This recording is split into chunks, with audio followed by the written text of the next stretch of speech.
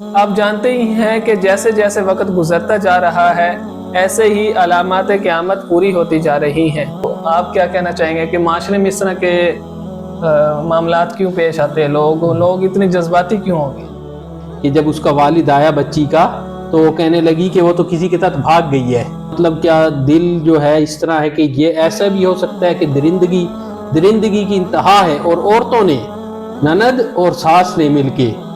تو پہلی تو بات یہ ہے کہ اتنا زیادہ اس پہ جتنا زیادہ افسوس کیا جائے نا، بلکہ یہ یہاں پہ اثر ہوتا ہے کہ حیرت ہوتی ہے۔ ایسے واقعات ہم مغرب میں سنا کرتے تھے کہ کسی نے کاٹ کے فریج میں رکھ دیا۔ وہ کہتے ہیں جس وقت میں نے ایک منظر دیکھا، کہتے سعودیہ میں جس وقت گردن اڑائی جاتی ہے نا، تو وہاں پہ جتنا مجمع کھڑا ہوتا ہے ان کی بھی روح تک کانپ جاتی ہے۔ بسم اللہ الرحمن الرحیم۔ السلام علیکم ورحمۃ اللہ وبرکاتہ۔ ناظرین، ایک مرتبہ پھر سے خوش آمدید۔ آج کی ویڈیو میں ہم لاہور میں پیش آنے والے دل خراش واقعے پر گفتگو کرنے جا رہے ہیں۔ آپ جانتے ہی ہیں کہ جیسے جیسے وقت گزرتا جا رہا ہے ایسے ہی علامات قیامت پوری ہوتی جا رہی ہیں۔ علامات قیامت میں سے ایک علامت آج ہم آپ کے سامنے بیان کریں گے، اور یہ لاہور میں جو ایک دل خراش واقعہ پیش آیا ہے کہ ایک ساس اور نند نے ایک بہو کو بے دردی سے قتل کر دیا، یعنی اس کے جسم کے ٹکڑے کر دیے، اس کے چہرے کو جلا دیا اور ناقابل شناخت چھوڑ دیا، اور اس سے بدتر کیا کہ اس کو نالے میں پھینک دیا۔ انا للہ و انا الیہ راجعون۔ یعنی قتل اس قدر عام ہو چکے ہیں معاشرے میں کہ کسی شخص کو قتل کرنا یہ ایک چھوٹا سا جرم بن چکا ہے۔ یہ ایسے ہی ہے جیسے ناک پر بیٹھی مکھی کو اڑا دیا۔ ناظرین، اس کے پیچھے آخر کیا وجوہات ہیں، اور احادیث مبارکہ میں جو الحرج کا معنی بتایا گیا ہے، کیا وہ اس زمانے میں صادق آ رہا ہے کہ نہیں آ رہا، اس کے متعلق بھی ہم اس ویڈیو میں گفتگو کریں گے۔ اور انشاءاللہ ہمارے جو مہمان ہیں حسب معمول نوید اقبال صاحب، ان سے ہم جانیں گے کہ اصل میں اس کے پیچھے کیا وجوہات ہیں کہ اس طرح کے واقعات کیوں ہر روز ہمارے سامنے پیش آتے ہیں کہ کہیں کسی کو قتل کر دیا جاتا ہے بے دردی سے، کوئی چھوٹی سی بات ہوتی ہے، کوئی کسی نے گالی دے دی، یا کچھ چھوٹا سا تنازع ہوتا ہے اور وہ قتل پر ختم ہو جاتا ہے۔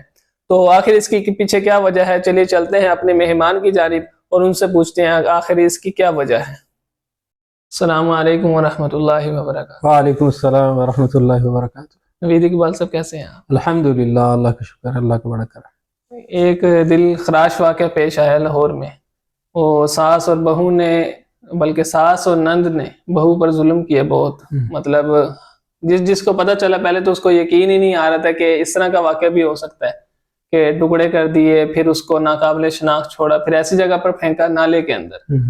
تو اس پر دل بھی رنجیدہ ہے پوری قوم کا، اور الفاظ بھی نہیں ہے کہ کن الفاظ سے اس کو تعبیر کیا جائے۔ تو آپ کیا کہنا چاہیں گے کہ معاشرے میں اس طرح کے معاملات کیوں پیش آتے ہیں؟ لوگ اتنے جذباتی کیوں ہو گئے؟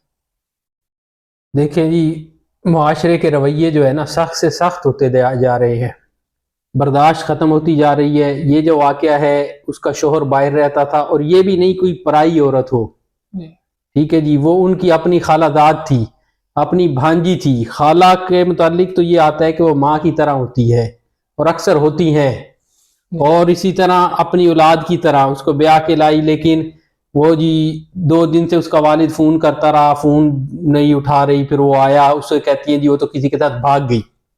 سٹوری مکمل یہ ہے کہ جب اس کا والد آیا بچی کا، تو وہ کہنے لگی کہ وہ تو کسی کے ساتھ بھاگ گئی ہے، اور اس کے خامد کو بھی کہہ دیا جی بھاگ گئی ہے، بچے اس کے گھر بیٹھے ہیں۔ ظلم، اتنا ظلم کہ بہت زیادہ، مطلب کیا دل جو ہے اس طرح ہے کہ یہ ایسا بھی ہو سکتا ہے کہ درندگی کی انتہا ہے، اور عورتوں نے، نند اور ساس نے مل کے۔ تو پہلی تو بات یہ ہے کہ اتنا زیادہ اس پہ جتنا زیادہ افسوس کیا جائے نا، بلکہ یہ یہاں پہ اثر ہوتا ہے، رنجیدگی جو ہے نا دل میں ہے کہ یہ کیا، مطلب کیا، ایک نہ اس کو خدا کا خوف ہے، بچے اس کے چھوٹے، خاوند، کیا ایسا کیا ظلم اس نے کر دیا تھا۔ یہ تو ایک واقعہ یہ ہو گیا کہ قتل جیسا، قتل ناحق کل قیامت کے دن سب سے پہلے جو حساب ہوگا نا جی، وہ خون کا حساب ہوگا، قتل کا۔ تو اللہ تعالیٰ معاف کرے، یہ بہت زیادہ ایک سنگین قسم کی واردات ہے۔ اس قسم کی وارداتیں اب عام ہونے لگ گئی ہیں معاشرے میں، عدم برداشت ہے۔ اور دوسری بات یہ ہے کہ جو قرب قیامت قریب آ رہی ہے نا جی، انسانوں کے اندر ایک قسم کا زہر ایسے پھیلتا جا رہا ہے جیسے کہ درندگی ہو، حوث پرستی، نفس پرستی، جو من میں آیا وہ کر جانا، ٹھیک ہے جی، اور کوئی خوف خدا نہیں ہے، کہ حیرت ہوتی ہے۔ ایسے واقعات ہم مغرب میں سنا کرتے تھے کہ کسی نے کاٹ کے فریج میں رکھ دیا، کسی نے ایسا کر دیا، مطلب کہ لیکن وہ اب ہمارے ہاں بھی ہونے لگے۔ یہ سارے جو ہے نا دراصل دین سے دوری اور جدید تہذیب کے جو ہے نا ثمرات ہے جو ہم اب بھگت رہے ہیں۔ اللہ معاف کرے، اب تو یہ ہو گیا کہ چھوٹے چھوٹے قطع زمین کے پیچھے بھائی بھائی کو مار رہا ہے، بیٹوں نے باپ کو مار دیا، باپ نے بیٹوں کو مار دیا، یعنی کہ ایسے واقعات اب عام دیکھنے میں آ گئے ہیں۔ ہمارے ہاں تو کلچر یہ تھا کہ لوگ اپنا مکان جو فالتو ہوتا تھا وہ ویسے ہی دیتے تھے، کرایہ بھی نہیں لیتے تھے۔ ہمیں یاد ہے کہ ہمارے بچپن میں کرایہ لینے کا رواج ہی کوئی نہیں تھا۔ آج سے 25-30 سال پہلے آپ جائیں نا تو لوگ یوں ہی دے دیتے تھے کہ بیٹھا ہے جی، ٹھیک ہے، برادری میں ہے، اپنا بھائی ہے، کوئی نہیں، غریب آدمی ہے، بیٹھا ہے۔ اب کیا، حالانکہ اس وقت پیسہ بھی اتنا نہیں تھا، اب پیسہ بھی زیادہ آ گیا ہے، اور اس کے ساتھ ساتھ لوگوں کے اندر کیا ہے، ہرس اور ہوس بھی بڑھتی جا رہی ہے۔ تو ایسے یہ چیز جو ہے نا، انسان جس وقت اپنی خواہشات کا غلام بن جائے نا جی، اس کو خدا کا خوف نہیں رہتا، وہ کہتا ہے اب جو میں نے کر لیا، سوچ لیا، وہ کر کے رہنا ہے۔ تو اللہ تعالیٰ معاف کرے، بہت زیادہ سنگین قسم کی صورتحال ہے معاشرے میں۔ آپ لادینیت جتنی پھیلتی جائے گی، اس قسم کے واقعات اتنے بڑھتے چلے جائیں گے۔ دین بظاہر تو آپ کو نظر آتا ہے، لیکن دراصل لوگوں کے ہمارے اندر سے نکل چکا ہے۔ دین کا جو کردار ہوتا ہے نا جی، ہم نے صرف کیا ہے کہ خاص موقعوں کے لیے رکھ لیا ہے، اس کو عملی صورت میں لانا پسند ہی نہیں کرتے۔ اس لیے پسند نہیں کرتے کہ یہ ہمیں حلال و حرام کا حکم دے گا، حالانکہ اس میں فائدہ ہے۔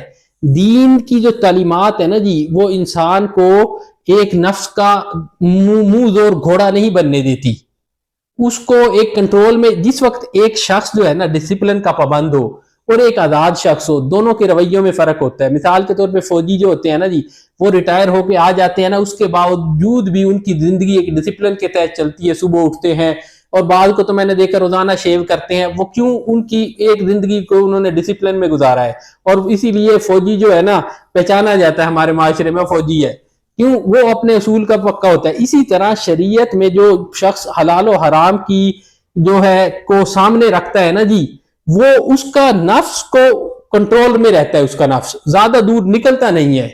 مثال کے طور پہ کسی کو غصہ آ بھی گیا نا دیندار شخص کو، وہ اس کی ایک حد میں رہے گا، کیونکہ اس کو پتا ہے کہ اس کے نتائج عواقب کیا ہیں۔ اگر نفس ایسی چیز ہے کہ اس کو جتنا کھلا چھوڑ دیں گے نا جی آپ، اتنا جتنی اس کی اطاعت کرتے چلے جائیں، یہ اتنا وحشی ہوتا چلا جاتا ہے۔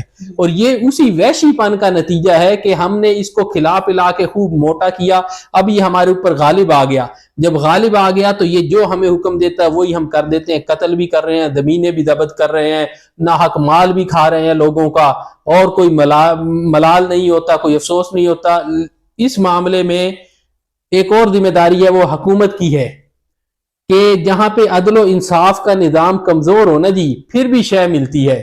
ایک شخص نے مجھے بتایا کہ سعودیہ میں جو ہے ایک شخص تھا، اس نے قتل کر دیا، پھر اس کو جس کو قتل کیا گیا نا، حکام وَلَكُمْ فِي الْقِصَاصِ حَيَاةٌ يَا أُولِي الْأَلْبَابِ، قرآن پاک کہتا ہے کہ قصاص جو ہے نا، قتل کا بدلہ، اس میں تمہارے لیے زندگی ہے۔ کس کے لیے زندگی ہے؟ وَلَكُمْ کا مطلب ہے سب کے لیے، یعنی معاشرے کے لیے۔